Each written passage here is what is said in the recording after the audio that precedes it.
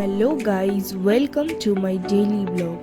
আজকে তোমাদের সাথে আমার সারা দিনের কিছু কাজকর্ম শেয়ার করছি। এদিকে দেখো কারকোল আলু কেটে নিয়েছি, এদিকে মশলা রেডি করে নিয়েছি, মাছ রান্না করব।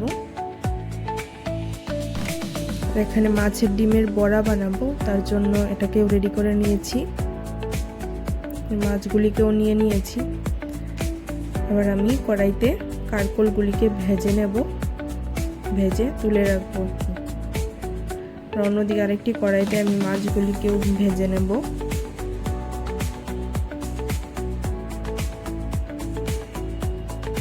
এদিকে মাছগুলি ভাজা হয়ে গেছে, এখানে আলুগুলিকেও ভেজে নিচ্ছি। আর অন্যদিকে মাছের ডিমের বড়াগুলিকেও বসিয়ে দিয়েছি, এগুলি ভাজা হয়ে গেলে তুলে রাখবো। এদিকে আমার কারকোল আলু ভাজা হয়ে গেছে, তার জন্য এগুলিকে তুলে একটা জায়গাতে রেখে দিয়েছি। এবার আমি মাছটাকে রান্না করব, তার জন্য একটুখানি তেজপাতা দিয়েছি ফোড়নে, একটুখানি মেথিও দেব।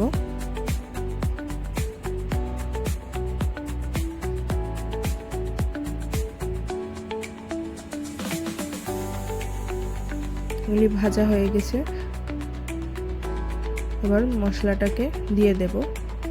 এখানে মশলাতে ছিল একটুখানি পেঁয়াজ, আদা আর কাঁচা লঙ্কা, আর একটুখানি জিরের গুঁড়ো ইউজ করব এখানে।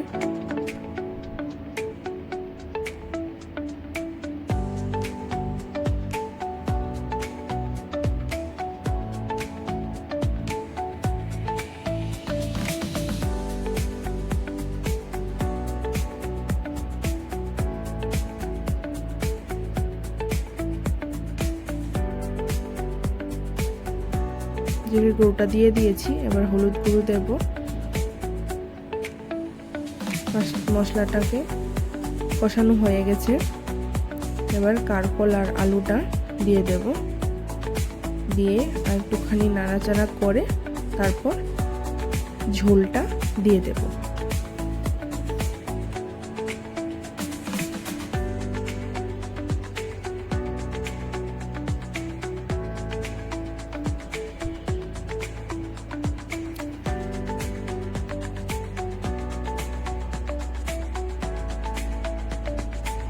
ঝোলটা আমার দেওয়া হয়ে গেছে, এবার এটাকে কিছুক্ষণের জন্য ফুটতে দেব।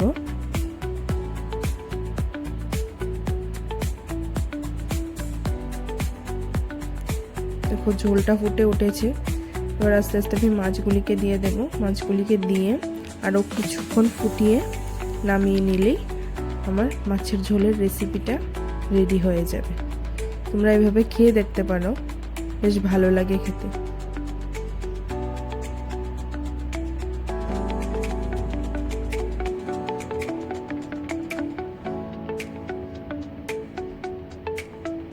মাছের ঝোলটা দেখো বাটিতে আমি নামিয়ে নিয়েছি।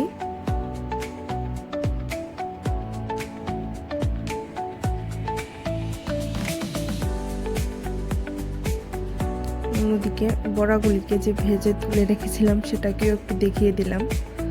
তারপর সন্ধ্যার সময় আমরা একটু বেরিয়েছিলাম, বাইরে একটু কাজ ছিল। আর একটা ছোট্ট ক্লিপ নিয়ে এসেছিলাম বাইক দিয়ে যাওয়ার সময়।